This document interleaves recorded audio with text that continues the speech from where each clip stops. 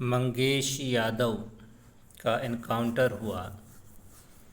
ये एनकाउंटर काफ़ी चर्चे में है और होना भी चाहिए।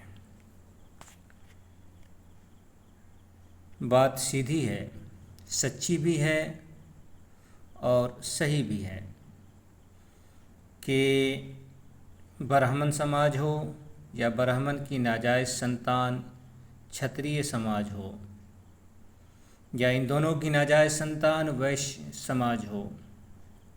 वैसे तो वैश्य कोई है नहीं, ये शूद्र ही में आते हैं। तो जो भी हो, तो ये लोग इनको जानवर, कुत्ते, सूअर के बराबर मानते हैं या इससे भी नीच मानते हैं। मैं साबित करूंगा, सबूत के साथ दिखाऊंगा। और इन लोगों को भी समझ लेना चाहिए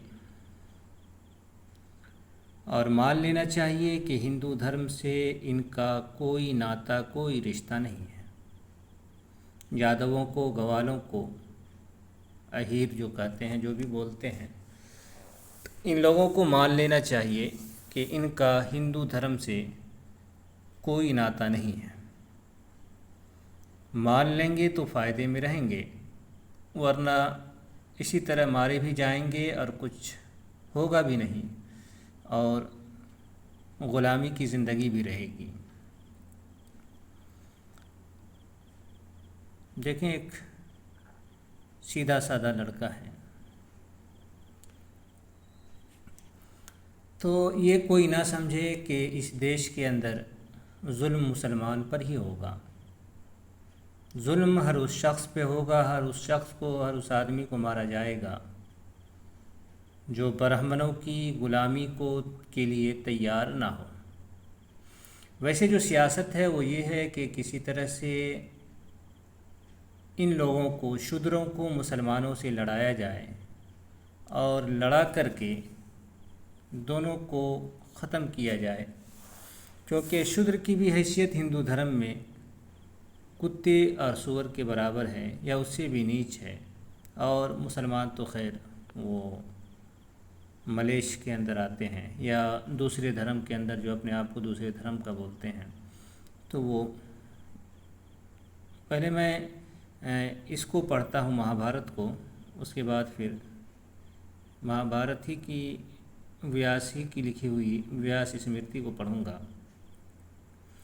मैंने कहा था कि हिंदू धर्म के अनुसार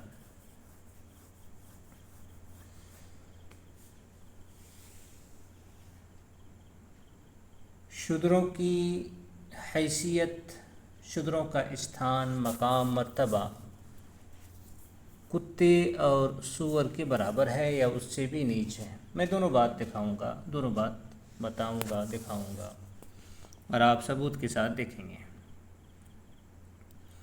देखिए, यहाँ लिखा है कि कुत्ते, सूअर और गधों की हत्या करके मनुष्य शूद्र वध संबंधी व्रत का ही आचरण करे। क्या हुआ कि एक शूद्र की जान की कीमत, एक शूद्र के जान की कीमत कुत्ते और सूअर के जान के बराबर है।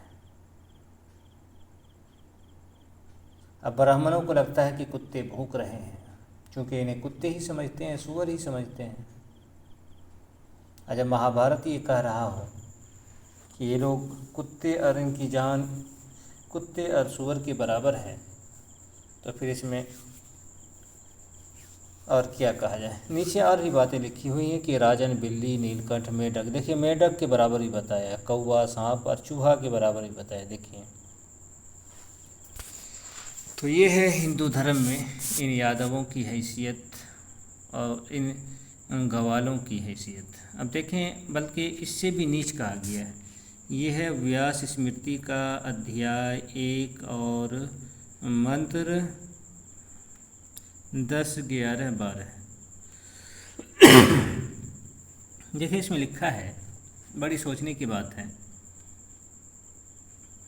लिखा है कि बढ़ई, जो वो लकड़ी का काम करते हैं, नाई जो बाल काटते हैं, गवाला जो ये है, जिसको यादव और अहीर बोला जाता है, आशाब कुम्हार, कुम्हार जो मिट्टी का काम करते हैं, कुटुंबी, वरट, मेड़, चांडाल, मछेरा, शोपच और कोलक, और जो गाँव का भक्षण करने वाले। देखें तो इसको जो है गवाला वगैरह को, यहाँ देखें बढ़ी नाई गवाला वगैरह को गाय के खाने वाले के बराबर बताया है। उससे भी आप नीचे चलें तो क्या लिखा है,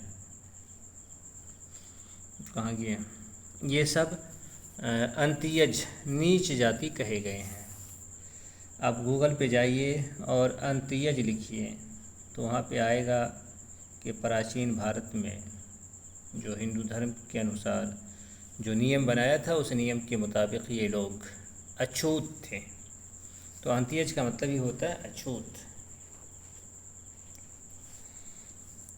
आप देखें कितनी बड़ी अछूत हैं, तो यहाँ देखें लिखा है कि इनके साथ वार्तालाप करके स्नान करें। यानी कोई भी ऊंची जाति का हिंदू, ये लोग यादव, मंगेश यादव, अखिलेश यादव, तेजस्वी यादव, लालू यादव, नीतीश कुमार वगैरह, ये लोग, नीतीश कुमार तो आते हैं शूद्र के अंदर, लेकिन इसमें इस नाम में पता नहीं, इस जाति में, यहाँ तो 8-10 जाति है, अब किस में आते हैं पता नहीं। तो खैर जो भी हो, तो ये लोग, इन लोगों से कोई ऊंची जाति का हिंदू बात कर ले, वो एमपी वाले यादव कौन तो हैं, वो जो भी हो, तो इन लोगों से कोई अगर ऊंची जाति का हिंदू बात कर ले तो बात करने से वो क्या अपवित्र हो जाएंगे, नापाक हो जाएंगे सिर्फ बात करने से। तो ये इतने नीच हैं, इतने नीच, इतने गिरे हुए हैं कि इनकी ज़िंदगी जानवरों से भी बुरी है, इनका स्थान जानवरों से भी बुरा है। तो जाहिर सी बात है कि जो अब यहाँ अगर आप गौर करें, और आगे लिखा है कि इनका दर्शन होने पर सूर्य का दर्शन करें, तो अब अगर इस पे गौर कीजिएगा तो जानवर की टट्टी से भी नीच माना गया है या बराबर माना गया है कि अगर देख ले तो आँख अपवित्र हो जाएगी।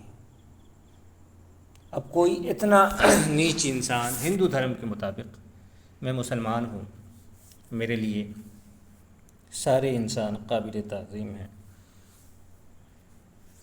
जो ऊंच नीच की बोली बोलता है उसका इस्लाम से, पैदाइश के एतबार से, तो उसका इस्लाम से कोई लेना देना नहीं है। तो हिंदू धर्म के अनुसार आप देखें, जो ऊंची जाति का हिंदू, नीची जाति के हिंदू के बारे में धर्म ग्रंथों के अंदर इतना कुछ लिखा है।